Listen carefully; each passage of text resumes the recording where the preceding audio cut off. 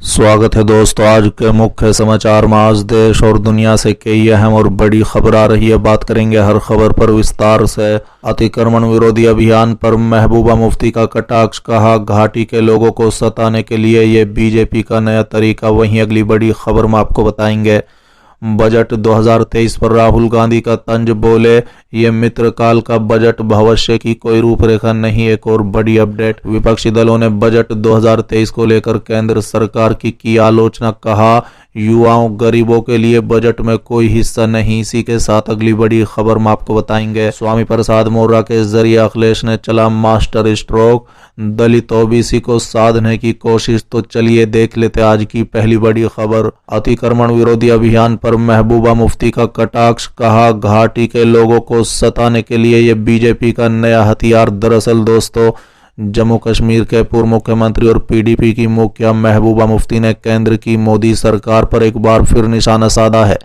बता दें कि बुधवार को पत्रकारों से बात करते हुए महबूबा मुफ्ती ने केंद्र सरकार पर गंभीर आरोप लगाए। महबूबा मुफ्ती ने कहा है कि जम्मू कश्मीर के लोगों को सताने के लिए अतिक्रमण विरोधी अभियान भारतीय जनता पार्टी के लिए नया हथियार बन गया है। बता दें कि महबूबा मुफ्ती ने कहा है कि बीजेपी अमीर से पैसा लेगी और गरीब से वोट।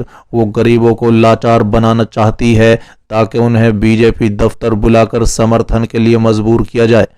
बता दें कि पीडीपी प्रमुख महबूबा मुफ्ती ने बुधवार को आरोप लगाया कि जम्मू कश्मीर में शुरू किया गया अतिक्रमण विरोधी अभियान लोगों को प्रताड़ित करने और उनके घरों से उखाड़ने के लिए भाजपा सरकार के लिए एक नया हथियार बन गया है। बता दें कि महबूबा मुफ्ती ने इस हमले के खिलाफ लड़ने के लिए केंद्र शासित प्रदेश के लोगों से एकजुट होने का आह्वान किया।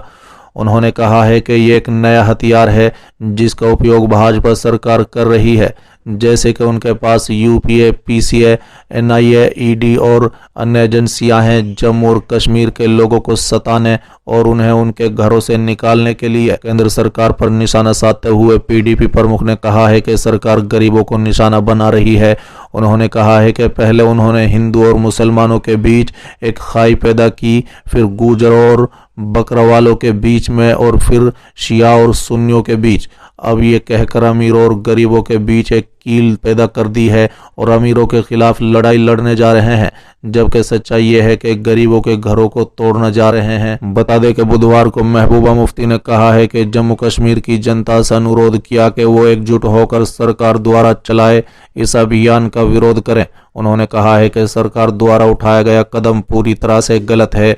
मैं यहाँ के लोगों से अनुरोध करती हूँ कि एकजुट हों। देखिए कैसे लद्दाख और कारगिल के लोग एकजुट हुए हैं।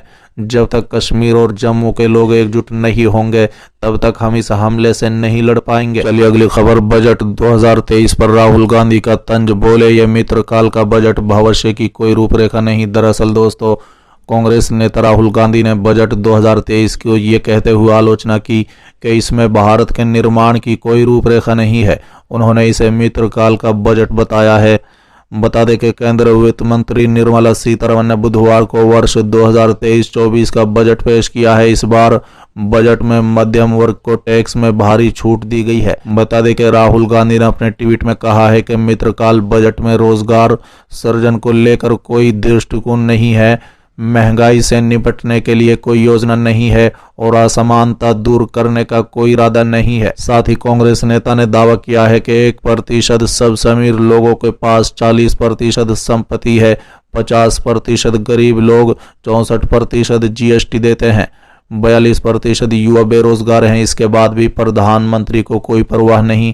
बजट से साबित हुआ है कि सरकार के पास भारत के भविष्य के निर्माण के लिए कोई रूपरेखा नहीं है। बता दें कि अगले साल होने वाले आम चुनाव से पहले वित्त मंत्री निर्मला सीतारमण ने बुधवार को पेश नरेंद्र मोदी सरकार के अंतिम पूर्ण बजट में सभी तबकों को साधने का प्रयास किया। उन्होंने जहां एक तरफ मध्यम वर्ग और नौकरी पेशा लोगों को आयकर मोर्चे पर राहत देने की घोषणा की, वहीं लघु बचत योजनाओं के तहत निवेश सीमा बढ़ाकर बुजुर्गों और नई बचत योजनाओं के जरिए महिलाओं को भी सौगात दी है। इसके साथ ही बुनियादी ढांचे पर खर्च में 33% की बड़ी वृद्धि करने का भी प्रस्ताव किया।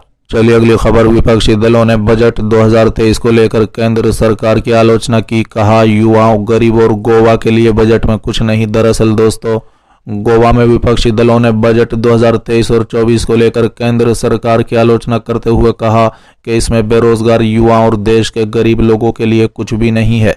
बता दें कि नेता प्रतिपक्ष यूरी अलोमाओ ने कहा है कि बजट में गरीब और बेरोजगार युवाओं के लिए कुछ नहीं है, यहाँ तक कि महंगाई को नियंत्रित करने के लिए कुछ भी नहीं है। बजट में अमीर और ताकतवर दोस्तों के लिए सब कुछ है।